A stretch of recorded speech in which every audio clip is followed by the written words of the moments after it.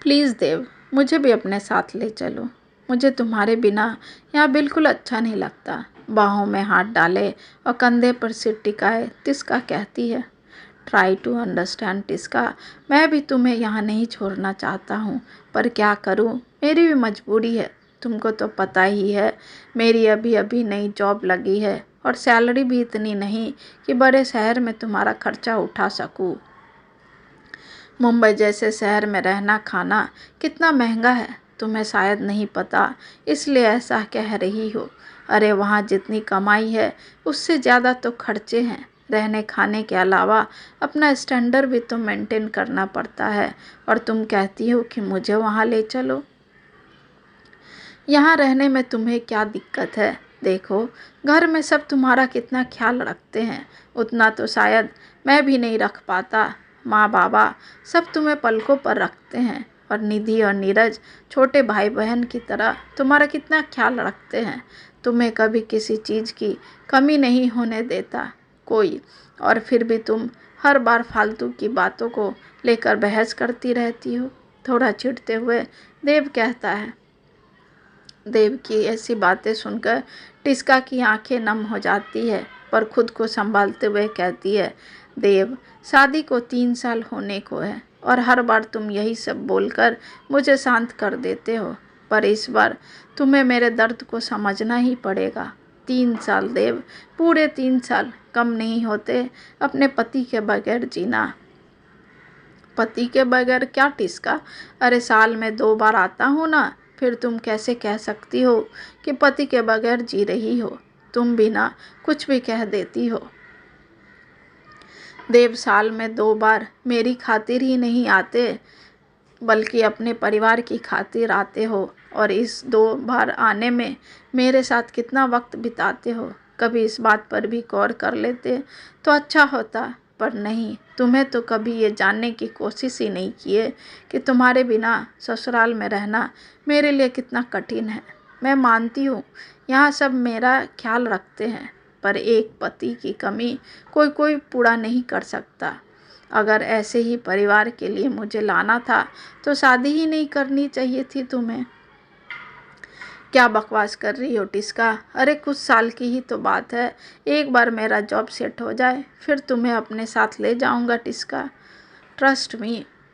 कैसे ट्रस्ट करूँ देव, कैसे? अब ससुराल सहा नहीं जाता देव, और ऊपर से लोगों के ताने तो मुझे जीते जी मार देती है। काश तुम मेरे इस दर्द को समझ पाते तो ऐसा नहीं कहते।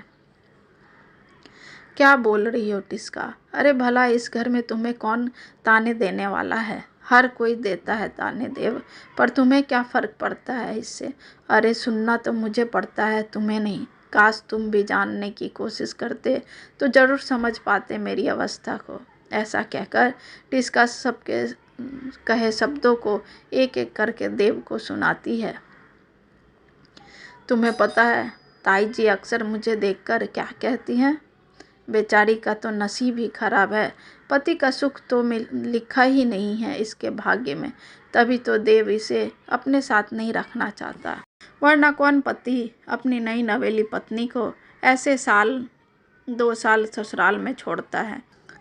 साथ में ये भी कहती है कि देव तो बचपन से ही ऐसा है, उसे तो अपनी आज़ादी प्यारी है।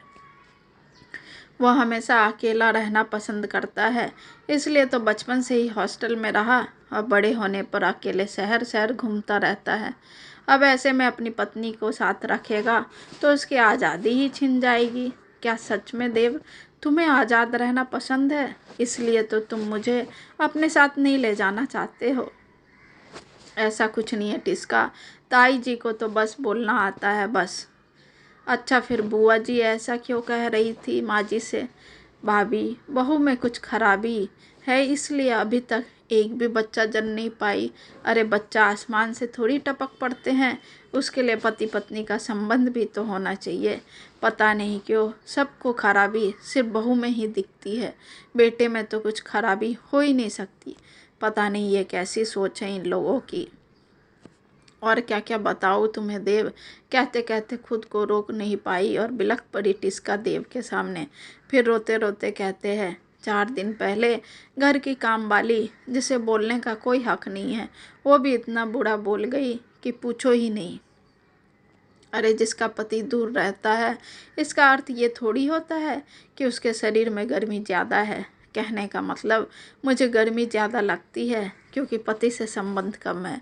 और पता नहीं क्या क्या बोल रही थी, मुझे तो कहने में भी शर्म आती है। अरे वो कौन होती है ऐसा बोलने वाली? जब से ये बात मैंने माँ जी को बताई तो उन्होंने हंस के टाल दिया, यानी उन्होंने भी हंसकर उसकी बातों में अपनी सहमति जता दी। कहते कहते फिर से फपक पड़ती है टिस्का। टिस्का को ऐसे रोते देख देव उसे अपनी बाहों में भर लेता है और उसके माथे पर चूमते हुए कहता है, टिस्का, अब तुम्हें ये सब सुनने की कोई ज़रूरत नहीं है। तुम्हारे विलाह की बेला ख़त्म हो गई टिस्का, अब मिलन की बेला शुरू हुई है, इसलिए अपने आंसू पोंछ लो और अपना सामान बांध लो। हम कल ही मुंबई के लिए रवाना होंगे। तब तक मैं माँ बाबूजी से बात करता हूँ। ऐसा कहकर देव माँ बाबूजी से बात करने चला जाता है। माँ बाबूजी को भी कोई ऐतराज़ नहीं था टिस्का के जाने से, पर हाँ थोड़ी उदास थी। पर बहू को एक न एक दिन तो बेटा के पास जाना ही था, इसलिए हंसी खुशी टिस्का को ससुराल से विदा करती है। और टिस्का भी देव का सानिध्य पाकर बेहद खुश थी।